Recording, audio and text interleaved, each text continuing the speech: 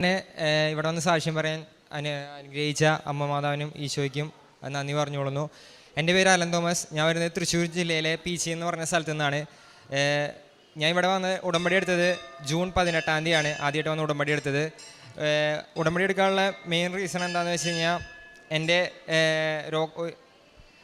രോഗശാന്തിക്ക് വേണ്ടിയിട്ടും അതുപോലെ തന്നെ എൻ്റെ കരിയറിലുള്ള കുറച്ച് കാര്യങ്ങൾക്ക് വേണ്ടിയിട്ടായിരുന്നു.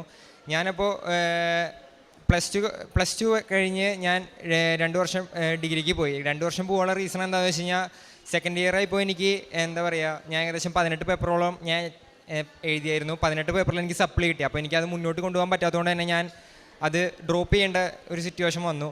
എനിക്കൊണ്ട് പറ്റില്ല, അപ്പോൾ ഞാൻ ഡ്രോപ്പ് ചെയ്തു. അത് കഴിഞ്ഞ് ഞാൻ ചുമ്മാ ന്യൂസ് പേപ്പർ വഴി ഒരു ജോബ് വേക്കൻസി കണ്ടു. അപ്പോൾ അങ്ങനെ എറണാകുളത്തൊരു ഡെൻ്റൽ ടെക്നീഷ്യൻ്റെ 3 മന്ത് ഡിപ്ലോമ കോഴ്സ് ചെയ്തിട്ട് ഞാൻ ഡെൻ്റൽ ടെക്നീഷ്യനായിട്ട് വർക്ക് ചെയ്യുമായിരുന്നു. അങ്ങനെ 1 വർഷത്തോളം ഞാൻ വർക്ക് ചെയ്തു. 1 വർഷത്തോളം വർക്ക് ചെയ്തതിന് ശേഷം ഞാൻ അവിടെ നിന്ന് സേലം പോയി. സേലത്ത് നിന്ന് പിന്നെ തിരിച്ച് എൻ്റെ നാട്ടിലേക്ക് തൃശ്ശൂരിൽ തന്നെ ഞാൻ വന്ന് വർക്ക് ചെയ്തുകൊണ്ടിരിക്കുകയായിരുന്നു. അപ്പോൾ അങ്ങനെ വർക്ക് ചെയ്തുകൊണ്ടിരുന്ന ടൈമിൽ എനിക്ക് എന്താ പറയുക, എനിക്ക് എൻ്റെ കരിയറിൽ വലിയ ഡെവലപ്മെൻറ്റോ കാര്യങ്ങളില്ല. എപ്പോഴും ഒരേ റോബോട്ടിക് സ്റ്റൈലിൽ ലൈഫ് സ്റ്റൈലിൽ ഇങ്ങനെ പൊയ്ക്കൊണ്ടിരിക്കുകയാണ്. ഒരു ഉയർച്ചയില്ലാണ്ട് ഇങ്ങനെ പൊയ്ക്കൊണ്ടിരിക്കുകയാണ്. അപ്പോൾ ഇങ്ങനെ ലാബ് മാറുന്നതുകൊണ്ട് തന്നെ എനിക്ക് എൻ്റെ വർക്കിൽ കാര്യങ്ങൾക്കൊക്കെ കംപ്ലയിൻറ്റ്സ് വന്നു തുടങ്ങി. അപ്പോൾ ഓണർക്കായാലും എന്നോടുള്ളൊരു പെരുമാറ്റം എന്ന് പറഞ്ഞാൽ ഭയങ്കര റോങ് ആയിട്ടുള്ള രീതിയിലൊക്കെ വന്നു തുടങ്ങി. അപ്പോൾ അങ്ങനെ വന്നപ്പോൾ എനിക്ക് മെൻ്റലി അത് പറ്റാത്തൊരു സിറ്റുവേഷൻ വന്നു. അപ്പോൾ എനിക്കാണെങ്കിൽ +2 ക്വാളിഫിക്കേഷനേ ഉള്ളൂ. കാരണം ഞാൻ പിന്നീട് അങ്ങോട്ട് ഡിപ്ലോമയാണ് എടുത്ത്, പിന്നെ ഞാൻ ചെയ്ത ഡിഗ്രി ഡ്രോപ്പ് ചെയ്യേണ്ട അവസ്ഥ വന്നു. അപ്പോൾ ഒരു +2 ക്വാളിഫിക്കേഷനാണ് എനിക്ക് അവിടെ പറയാൻ പറ്റുള്ളൂ. ഈ 3 മന്തിൻ്റെ ഒരു സർട്ടിഫിക്കറ്റ് വെച്ച് എനിക്ക് പുറത്തേക്ക് പോയാലും സക്സസ് ആവില്ല. അപ്പോൾ അതുകൊണ്ട് ഞാൻ സക്സസ് ആവാത്തതുകൊണ്ട് തന്നെ ഞാനത് ഡ്രോപ്പ് ചെയ്യാമെന്ന് തീരുമാനിച്ചു. കാരണം എനിക്ക് പറ്റില്ല. എഡ്യൂക്കേഷനാണ് മെയിൻ ഇമ്പോർട്ടൻ്റ് എന്ന് എനിക്ക് അന്നേരം മനസ്സിലായി. എഡ്യൂക്കേഷൻ ഉണ്ടെങ്കിൽ എവിടെയും വാല്യൂ ഉണ്ടാവുള്ളൂ എന്ന് മനസ്സിലായി. അങ്ങനെ വീണ്ടും പഠിക്കാൻ പോകാമെന്ന് തീരുമാനിച്ചു.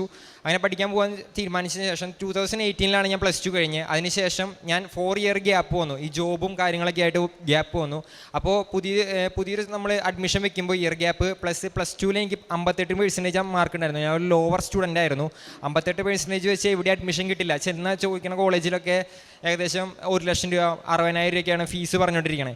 അപ്പോൾ പാലക്കാട് ജില്ലയിലോട്ട് കോളേജിൽ പോയി ചോദിച്ചപ്പോൾ അവർ പറഞ്ഞു 30,000 രൂപ ഫീസ് വരും. കാരണം മാർക്ക് അത്രയാണല്ലോ, പിന്നെ എന്തായാലും അലോട്ട്മെൻറ്റിലൊന്നും കിട്ടാൻ ചാൻസ് ഇല്ല. അപ്പോൾ 30,000 രൂപ വരുമെന്ന് പറഞ്ഞു. അപ്പോൾ അവിടെ ഇരിക്കുന്ന ആ മേഡത്തിൻ്റെ കഴുത്തിൽ ഒരു മാലയിൽ ഇവിടുത്തെ കാശ് രൂപ ഉണ്ടായിരുന്നു. അപ്പോൾ ആ മേഡം പറഞ്ഞു, ജസ്റ്റ് നീ ഒന്ന് വെച്ച് നോക്ക്, അലോട്ട്മെൻറ്റ് വെച്ച് നോക്ക്, എങ്ങനെ കിട്ടിക്കഴിഞ്ഞാൽ കുഴപ്പമില്ലല്ലോ എന്ന് പറഞ്ഞു. അപ്പോൾ ആ മേഡത്തിൻ്റെ വാക്ക് കേട്ട് ജസ്റ്റ് ഞാൻ അലോട്ട്മെൻറ്റ് വെച്ചു. എനിക്ക് ഒരു 58% ഉള്ളൂ. അപ്പോൾ ഞാൻ അലോട്ട്മെൻറ്റ് വെച്ചു. ആ ടൈമിലാണെങ്കിൽ 88%, 90% ഉള്ളവർക്ക് വരെ നമുക്ക് അഡ്മിഷൻ കിട്ടാത്തൊരു ടൈമാണ്. അപ്പോൾ ഫസ്റ്റ് അലോട്ട്മെൻറ്റ് വന്നു. എനിക്ക് ഫസ്റ്റ് അലോട്ട്മെൻറ്റിൽ ഫസ്റ്റ് പ്രയോറിറ്റി തന്നെ ആ കോളേജിൽ 58% ഉള്ള എനിക്ക് അവിടെ അഡ്മിഷൻ കിട്ടി. അങ്ങനെ എൻ്റെ അത് മുന്നോട്ട് പോയി. എനിക്ക് പിന്നെ അതുപോലുള്ള രോഗശാന്തി എന്ന് പറഞ്ഞു കഴിഞ്ഞാൽ ഞാൻ എന്താ പറയുക, എനിക്ക് 3 വർഷം മുന്നേ എനിക്ക് നടുവിന് പെയിൻ വന്നായിരുന്നു. നടുവിന് വീട് പണിയുടെ ടൈമിൽ ഒരു പോസ്റ്റ് എടുത്ത ടൈമിൽ നടുവിന് പെയിൻ വന്നായിരുന്നു. അപ്പോൾ വീടിൻ്റെ അടുത്തുള്ളൊരു ആയുർവേദമൊക്കെ കാണിച്ചപ്പോൾ ആൾ ജസ്റ്റ് ഒന്ന് തിരുമ്മിയ 2 ദിവസത്തേക്ക് പെയിൻ മാറി. പിന്നീടും പെയിൻ വന്നു. അപ്പോൾ വേറൊരു ഡോക്ടറെ കാണിച്ചു. ആൾ എക്സ്റേസ് ഒക്കെ എടുത്ത് നോക്കിയപ്പോൾ മസിലിന് ചെറിയ ഡാമേജ് ഉണ്ടെന്ന് പറഞ്ഞു. അതിൻ്റെ ട്രീറ്റ്മെൻറ്റിൽ പൊയ്ക്കൊണ്ടിരുന്നു കുറച്ച് നാൾ. അത് കഴിഞ്ഞ് മാറാത്തതുകൊണ്ട് വേറൊരു ഡോക്ടറെ കാണിച്ചു. അപ്പോൾ ആൾ പറഞ്ഞു മസിലിനല്ല, ബോണിന് ചെറിയൊരു മൈന്യൂട്ടായിട്ടൊരു ക്രാക്ക് പോലെ ഉണ്ടെന്ന് പറഞ്ഞു. അപ്പോൾ അതുകൊണ്ടാണ് അത് ജസ്റ്റ് അനങ്ങണ്ട, മരുന്ന് മാത്രം കഴിച്ചാൽ എന്നുള്ള രീതിയിൽ അത് മുന്നോട്ട് പോയി. അങ്ങനെ മുന്നോട്ട് പോയതിന് ശേഷം അത് ഡ്രോപ്പ് ചെയ്യേണ്ട ഒരു സിറ്റുവേഷൻ വന്നു. അത് ട്രീറ്റ്മെൻറ്റ് കണ്ടിന്യൂ ചെയ്യാൻ പറ്റിയില്ല. അങ്ങനെ കണ്ടിന്യൂ ചെയ്യാൻ പറ്റാണ്ട് മുന്നോട്ട് പോയി. ഒരു 1 ഇയർ കഴിഞ്ഞ ശേഷം പെയിൻ നല്ല രീതിയിൽ കൂടിയപ്പോൾ വീണ്ടും വേറൊരു ഡോക്ടറെ കാണിച്ചു. ആ ഡോക്ടറെ കാണിച്ചപ്പോൾ ആ ഡോക്ടർ പറഞ്ഞു MRI എടുക്കാമെന്ന് പറഞ്ഞു. MRI എടുത്തപ്പോൾ എനിക്ക് ഡിസ്കിന് L4 L5 ബൾജായിരുന്നു.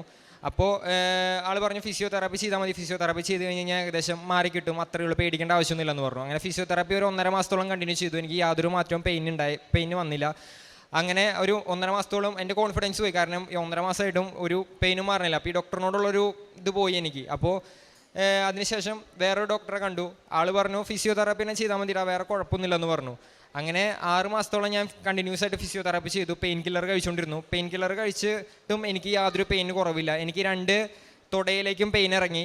എനിക്ക് 1/2 മണിക്കൂറിൽ കൂടുതൽ ഇരിക്കാൻ പറ്റില്ല, നടക്കാൻ പറ്റില്ല, ഓടാൻ പറ്റില്ല. നിങ്ങൾക്കറിയാം 22 വയസ്സുള്ളൊരു കുട്ടി, അതായത് 22 വയസ്സ് പ്രായത്തിലുള്ള എൻ്റെ കൂട്ടുകാരായാലും പാടത്തും പറമ്പിലൊക്കെ ക്രിക്കറ്റും ഫുട്ബോൾ കളിച്ച് നടക്കുമ്പോഴും അല്ലെങ്കിൽ അവർ ഓടും ചാടും ഒക്കെ ചെയ്യുമ്പോഴും എനിക്കൊന്നിനും പറ്റില്ല. കാരണം ഡോക്ടർ എന്നോട് പറയുന്നത് അനങ്ങരുത്, നീ നടക്കുകയാണെങ്കിൽ അതുപോലെ നടക്കണം. ഒരു ബസ് പോയി കഴിഞ്ഞാൽ ബസ്സിൻ്റെ പിന്നാലെ ഓടിയാൽ പോലും എനിക്ക് വൈകുന്നേരം വന്നു കഴിഞ്ഞാൽ കിടക്കാൻ പറ്റില്ല.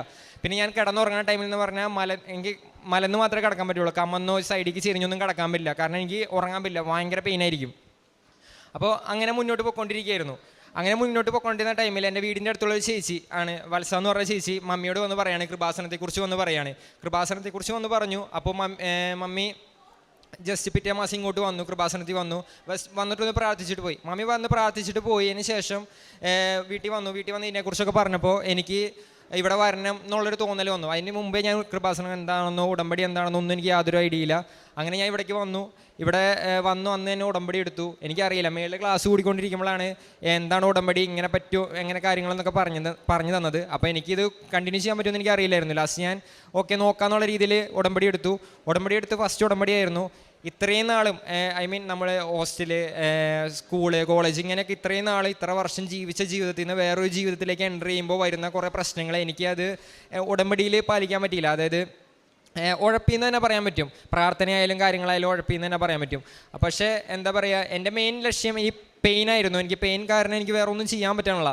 അപ്പോൾ ഞാൻ പ്രാർത്ഥിച്ചുകൊണ്ടിരുന്നു. പക്ഷേ പ്രാർത്ഥിച്ചിട്ടും എനിക്ക് യാതൊരു ഇതും വന്നില്ല. കാരണം മെയിൻലി ഉടമ്പടി ഉഴപ്പിക്കൊണ്ട് തന്നെ ഇരുന്നുണ്ടായിരുന്നേ. ലാസ്റ്റ് ആ ഉടമ്പടിയുടെ അവസാനം, അതായത് 3-ാമത്തെ മാസത്തെ അവസാന വീക്കിൽ ഞാൻ വന്ന് ജോസഫ് അച്ഛനെ കണ്ട് ഇങ്ങനെ ശൈത്ത് പൂശി പ്രാർത്ഥിച്ചു. എനിക്ക് ടെയിൽ ബോണായിരുന്നു എൻ്റെ പെയിൻ. ടെയിൽ ബോൺ എന്ന് പറഞ്ഞാൽ മൂട്ടയിൽ എന്ന് പറയും. മൂട്ടയിൽ നിന്നാണ് എനിക്ക് ബൾജ് ഉണ്ടായിരുന്നത്. ജോസഫ് അച്ഛൻ എൻ്റെ ഈ പുറത്താണ് വെച്ച് ശൈത്ത് പൂശി പ്രാർത്ഥിച്ചത്. അപ്പോൾ എനിക്ക് ഭയങ്കര കുറ്റബോധം അടിച്ചു. കാരണം ജോസഫ് അച്ഛനോട് എനിക്ക് പറയാൻ പറ്റില്ലല്ലോ, എൻ്റെ ടെയിൽ ബോണിലാണ് എനിക്ക് പ്രശ്നം എന്നുള്ള രീതിയിൽ എനിക്ക് പറയാൻ പറ്റിയില്ലല്ലോ എന്നുള്ള രീതിയിൽ എനിക്ക് ഭയങ്കര റിഗ്രറ്റ് അടിച്ചു. കാരണം എന്നാൽ ജോസഫ് അച്ഛൻ അവിടെ കൈവച്ച് പ്രാർത്ഥിക്കും, ജോസഫ് അച്ഛൻ കൈവച്ച് പ്രാർത്ഥിച്ചാൽ മാറും എന്നുള്ളൊരു കോൺഫിഡൻസ് എനിക്ക് ഉണ്ടായിരുന്നു. അപ്പോൾ എനിക്ക് അവിടെ ആണെന്ന് പറയാൻ പറ്റില്ല, ഒന്നും മിണ്ടാനും പറ്റിയില്ല. അങ്ങനെ ആ ഒരു മൈൻഡും വെച്ചാണ് നേരെ ഇവിടെ നിന്ന് വീട്ടിലേക്ക് പോണത്. അയ്യോ ജോസഫിനോടൊന്നും മിണ്ടാൻ പറ്റിയില്ലല്ലോ എന്നുള്ള രീതിയിലാണ് ഞാൻ വീട്ടിലേക്ക് പോണത്. അങ്ങനെ എൻ്റെ 2ാമത്തെ ഉടമ്പടി പുതുക്കലിൻ്റെ ദിവസം വന്നു. 2ാമത്തെ ഉടമ്പടി പുതുക്കലിന് ഞാൻ ഇവിടെ വന്നു, ഉടമ്പടി പുതുക്കി. അന്ന് ഞാൻ എന്നോട് ഇവിടുന്ന് ബ്രദർ പറഞ്ഞു, നിൻ്റെ പ്രാർത്ഥന കുറച്ച് ശക്തിപ്പെടുത്തണം എന്ന് പറഞ്ഞു. അപ്പോൾ എന്ത് പ്രാർത്ഥന, എങ്ങനെ പ്രാർത്ഥിക്കണം എന്നുള്ള രീതിയിൽ എനിക്ക് യാതൊരു ഐഡിയ ഇല്ല. അപ്പോൾ ഞാൻ ഇവിടുന്ന് പോകുന്ന ടൈമിൽ ബസ്സിൽ വെച്ചൊരു ചേച്ചീനെ കണ്ടു. ആ ചേച്ചീനെ ഞാൻ ഇങ്ങോട്ട് വരുമ്പോൾ ഒന്നും കണ്ടിട്ടില്ല. അപ്പോൾ ഞാൻ ടൂറിസ്റ്റ് ബസ്സിലാണ് ഇങ്ങോട്ട് വന്നത്. അങ്ങോട്ട് പോയപ്പോഴും അതേ ബസ്സിലാണ് പോകണം. ആ ചേച്ചി ആ ബസ്സിലുണ്ടായിരുന്നു എന്ന് പറഞ്ഞു. പക്ഷേ ആ ചേച്ചി ഞാൻ കണ്ടില്ല. ആ ചേച്ചി എൻ്റെ അടുത്ത് വന്ന് ദൈവത്തെക്കുറിച്ച് കുറേ കാര്യങ്ങളും മാതാവിനെക്കുറിച്ച് കൂടുതൽ കാര്യങ്ങളും പറഞ്ഞു തന്നു. ലാസ്റ്റ് എൻ്റെ തലയെ തൊട്ട് അനുഗ്രഹിച്ചു, ഉമ്മ വെച്ചിട്ട് പറഞ്ഞു നിന്നെ ദൈവം അനുഗ്രഹിക്കട്ടെ എന്ന് പറഞ്ഞിട്ട് ആ ചേച്ചി അങ്ങനെ ആ ചേച്ചി പോവുക ചെയ്തത്. അപ്പോൾ ആ ചേച്ചി എനിക്ക് പ്രാർത്ഥിക്കേണ്ട രീതി പറഞ്ഞു തന്നു, കൊന്ത ചൊല്ലണം, എങ്ങനെയൊക്കെയാണെന്ന് കാര്യങ്ങളൊക്കെ പറഞ്ഞു തന്നു. ഞാൻ അത് ഫോളോ ചെയ്യാൻ നോക്കി. അങ്ങനെ എൻ്റെ 2ാമത്തെ ഉടമ്പടി 2ാമത്തെ ആഴ്ചയായപ്പോൾ ഞാൻ സ്വപ്നത്തിൽ ജോസഫ് അച്ഛനെ കാണുകയാണ്. ജോസഫ് അച്ഛൻ എൻ്റെ വീടിൻ്റെ അടുത്ത് കൂടെ ഇങ്ങനെ പോവുകയാണ്. അപ്പോൾ എൻ്റെ മമ്മി ജോസഫ് അച്ഛനെ വിളിക്കുന്നുണ്ട്, ജോസഫ് അച്ഛൻ ഇതേ നടുവിന് പെയിനാണ്, ഇവനൊന്ന് പ്രാർത്ഥിക്കുമെന്ന് പറയുകയാണ്. അപ്പോൾ ജോസഫ് അച്ഛൻ എന്നാൽ വാടാന്ന് പറഞ്ഞ് എന്നെ വിളിച്ചു. എന്നിട്ട് എൻ്റെ വീടിൻ്റെ സൈഡിലൊരു റൂമിൽ കയറ്റിയിട്ട് എന്നോട് കയറാൻ പറഞ്ഞു. എൻ്റെ എവിടെയാണ് നിനക്ക് പെയിൻ എന്ന് പറയാൻ പറഞ്ഞു. അപ്പോൾ ഞാൻ എൻ്റെ ടെയിൽ ബോണിലാണ് പെയിൻ എന്ന് പറഞ്ഞപ്പോൾ അച്ഛൻ്റെ തള്ളവറിൽ വെച്ചിട്ട് അവിടെ പ്രസ് ചെയ്ത്, പ്രസ് ചെയ്യുമ്പോൾ ഇത് ഞാൻ സ്വപ്നത്തിലാണ് കാണുന്നത്. പക്ഷേ ആ പ്രസ് ചെയ്യുമ്പോൾ എനിക്ക് ഒറിജിനാലിറ്റി ഫീലാണ്. കാരണം എനിക്ക് അവിടെ പ്രസ് ചെയ്യുമ്പോൾ തന്നെ നല്ല പെയിൻ എടുക്കുകയാണ്. ഞാൻ ഇങ്ങനെ അച്ഛൻ നല്ല രീതിയിൽ പ്രസ് ചെയ്തു. അച്ഛൻ നല്ല രീതിയിൽ പൊട്ടിക്കരഞ്ഞുകൊണ്ട് അച്ഛൻ പ്രാർത്ഥിക്കുകയാണ്. അങ്ങനെ പ്രാർത്ഥിച്ചു. എന്നിട്ട് അച്ഛനോട് പറഞ്ഞു നീ പോയി ഒരു ഭക്തിഗാനം ഇടാൻ പറഞ്ഞു. ഞാൻ പോയി ഒരു ഭക്തിഗാനം ഇട്ടിട്ട് ഞാൻ അച്ഛനോട് ചോദിച്ചു, അച്ഛൻ എങ്ങനെയുണ്ട് ശ്വാസം മുട്ടൊക്കെ ചോദിച്ചപ്പോൾ അച്ഛൻ പറഞ്ഞു അവിടെ കുഴപ്പമില്ലടാ, നീ എന്തായാലും പൊക്കോ, മാറി എന്ന് പറഞ്ഞു. അങ്ങനെ ആ സ്വപ്നം അവിടെ കഴിഞ്ഞു. പിറ്റേ ദിവസം രാവിലെ എണിച്ചപ്പോട്ട് എനിക്ക് അവിടെ പെയിനില്ല. അപ്പോൾ എൻ്റെ ഒരു ഡൗട്ട് എന്ന് പറഞ്ഞാൽ ചില ദിവസങ്ങളിൽ എനിക്കുമ്പോൾ പെയിൻ ഉണ്ടാവാത്തൊരു സിറ്റുവേഷൻ വരും. പക്ഷേ അതുപോലെയാണെന്ന് വിചാരിച്ചു. ഞാൻ നേരെ പോയി മമ്മിയോട് പറഞ്ഞു, മമ്മി എനിക്ക് അവിടെ പെയിനില്ല, ഇങ്ങനെയാണ് ഞാൻ കണ്ടു എന്നൊക്കെ പറഞ്ഞു. മമ്മി അപ്പോൾ പറഞ്ഞു നോക്കാം നമുക്കെന്ന് പറഞ്ഞു. അങ്ങനെ അപ്പോൾ എനിക്ക് ഈ ഡിസ്ക് ബൾജ് ഉള്ളതുകൊണ്ട് തന്നെ എന്നോട് എല്ലാ ദിവസവും രാവിലെ നടക്കാൻ പറഞ്ഞിട്ടുണ്ട്. അപ്പോൾ ഞാൻ ജസ്റ്റ് ഒന്ന് നടക്കാൻ പോയിട്ട് ഞാൻ ഒരു 1 കിലോമീറ്റർ നടക്കും. അപ്പോൾ അങ്ങോട്ട് നടന്നു കഴിഞ്ഞപ്പോൾ എൻ്റെ മനസ്സിൽ ജസ്റ്റ് ഒന്ന് ഓടി നോക്കാം, എന്നോട് ഡോക്ടർ ഓടരുത് ഒന്നൊന്നും അങ്ങനെയൊക്കെ പറഞ്ഞതാണ്. അപ്പോൾ ഓടി നോക്കാമെന്നുള്ള രീതിയിൽ ഞാൻ പറഞ്ഞു മാതാവേ ഞാൻ അമ്മേനെ വിശ്വസിച്ച് ഞാൻ ഓടാൻ പോകാമെന്ന് പറഞ്ഞാൽ ഞാൻ ഓടി വന്നിട്ടും എനിക്ക് യാതൊരു പ്രശ്നമോ പെയിനോ കാര്യങ്ങളൊന്നും ഉണ്ടായിരുന്നില്ല. അതിനുശേഷം ഞാൻ ജസ്റ്റ് എനിക്കിത് വിശ്വസിക്കാൻ പറ്റണില്ല.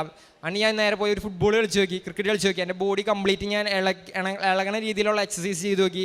എന്നിട്ടും ഇന്നിപ്പോൾ ഈ നിമിഷം വരെ എനിക്ക് പെയിനോ കാര്യങ്ങളോ ഒന്നും വന്നിട്ടില്ല. അതിൽ അമ്മ മാതാവ് എന്നെ ഒരുപാട് കാത്തു. കാരണം 3 വർഷമായിട്ട് ഞാൻ സഹിച്ച ഒരു പെയിൻ ഉണ്ടായിരുന്നു. ആ പെയിൻ ഒറ്റ ദിവസം കൊണ്ട്, ഒരു രാത്രി സ്വപ്നം കൊണ്ടാണ് മാറ്റി കളഞ്ഞത്. അതുപോലെ തന്നെ അടുത്ത സാക്ഷി എന്ന് പറഞ്ഞു കഴിഞ്ഞാൽ എൻ്റെ പപ്പയ്ക്ക് ഭയങ്കര വിശ്വാസത്തിൽ ഭയങ്കര കുറവായിരുന്നു. പള്ളിയിലൊന്നും പോയാലും പള്ളിയിലൊന്നും കയറുന്നില്ല, കഞ്ഞിപ്പരയിലൊക്കെ പോയിരിക്കുക, അങ്ങനെ സെറ്റപ്പായിരുന്നു. അത് കഴിഞ്ഞ് ഞാൻ ഇവിടെ വന്ന് നിയോഗത്തിൽ വെച്ചതിന് ശേഷം പപ്പ തന്നെ പള്ളിയിൽ കയറാൻ തുടങ്ങി, പള്ളിയിൽ കുർബാന കൈക്കൊള്ളാൻ തുടങ്ങി, കുർബാന കാണാൻ തുടങ്ങി. അങ്ങനെ പപ്പ ഭയങ്കര വിശ്വാസ ജീവിതത്തിലേക്ക് വന്നു. ഇവിടെ വന്ന് ജപമാല റാലിയിലൊക്കെ പങ്കെടുത്തിട്ടുണ്ടായിരുന്നു. പിന്നെ എനിക്ക് വന്ന വിശ്വാസ മാറ്റം എന്ന് പറഞ്ഞു കഴിഞ്ഞാൽ, ഞാൻ എൻ്റെ കുടുംബത്തിൽ 5 മിനിറ്റ് ആയിരുന്നു കുടുംബ പ്രാർത്ഥന ഉണ്ടായിരുന്നുള്ളൂ. ജസ്റ്റ് സ്വർഗ്ഗസ്നായ പിതാവ് വിശ്വാസപ്രമാണം നന്മ പറഞ്ഞ ചൊല്ലുക, കാര്യം കഴിഞ്ഞു. ബൈബിളൊക്കെ 1 മിനിറ്റ് വായിക്കുക, അങ്ങനെ ഇത് മുന്നോട്ട് പോയിക്കൊണ്ടിരുന്നത്. 5 മിനിറ്റുള്ള പ്രാർത്ഥന, 5 മിനിറ്റ് കഴിഞ്ഞാൽ കഴിഞ്ഞു. അതും ഞാനെന്ന് പറഞ്ഞാൽ എനിക്ക് അങ്ങനെ വലിയ വിശ്വാസമൊന്നും ഉണ്ടായിരുന്നില്ല. ഞാനപ്പോൾ ഈ കുടുംബത്തിൽ കുറിച്ച് വരുന്ന ടൈമിൽ ഞാൻ നേരെ പോയി കുളിക്കാൻ കയറും. അല്ലെങ്കിൽ ഞാൻ ഭയങ്കര കൂട്ടുകെട്ടിൽ ഡിപ്പെൻഡ് ആയിരുന്നു. അപ്പോൾ ഞാൻ ആ ടൈം നോക്കും, ഓക്കെ 7:30 വീട്ടിൽ കയറണ്ട, കുരിശ് വരയ്ക്കുന്ന ടൈമിൽ അത് കഴിഞ്ഞിട്ട് കയറാമെന്നുള്ള മൈൻഡിൽ ഞാൻ അങ്ങനെ നിൽക്കും. അങ്ങനെ ഉഴപ്പി നടന്ന ഒരു ജീവിതമായിരുന്നു. അതിനുശേഷം ഇവിടെ വന്ന് ഉടമ്പടി എടുത്തതിന് ശേഷം എൻ്റെ വീട്ടിലെ കുരിശ് ഒരു 5 മിനിറ്റ് എന്നുള്ളത് 30 മിനിറ്റോളം ആയി ഉയർന്നു. ബൈബിൾ വായിക്കാൻ തുടങ്ങി. എൻ്റെ പേഴ്സണൽ പ്രയർ തന്നെ ഏകദേശം 45 മിനിറ്റോളമായി. അപ്പോൾ അങ്ങനെയാണ് എൻ്റെ വിശ്വാസ ജീവിതത്തിൽ വന്ന മാറ്റങ്ങൾ. പിന്നെ പ്രേക്ഷിത പ്രവർത്തനം എന്ന് പറഞ്ഞു കഴിഞ്ഞാൽ പത്രങ്ങൾ കാര്യങ്ങളൊക്കെ കൊടുക്കും. അതും ഞാൻ കൂടുതലും കൊടുത്തുകൊണ്ടിരുന്ന പള്ളികളിലായിരുന്നു. പുത്തമ്പള്ളി അവിടേക്കായിരുന്നു കൊടുത്തുകൊണ്ടിരുന്നത്. അപ്പോൾ എൻ്റെ മനസ്സിൽ തന്നെ പറഞ്ഞു, ഇത് എല്ലാവരും അവിടെ തന്നെ കൊണ്ടുപോയി കൊടുക്കുന്നുണ്ട്, അപ്പോൾ വേറെ എന്തെങ്കിലും മാറ്റിപ്പിടി. അങ്ങനെ ഞാൻ പിന്നെ ഇവിടുന്ന് പത്രം വാങ്ങി നേരെ പാലക്കാട് ജില്ലയിൽ കൊണ്ടുപോയി കൊടുക്കാൻ തുടങ്ങി. അങ്ങനെ കാര്യങ്ങളൊക്കെ ചെയ്തുകൊണ്ട് പോകും.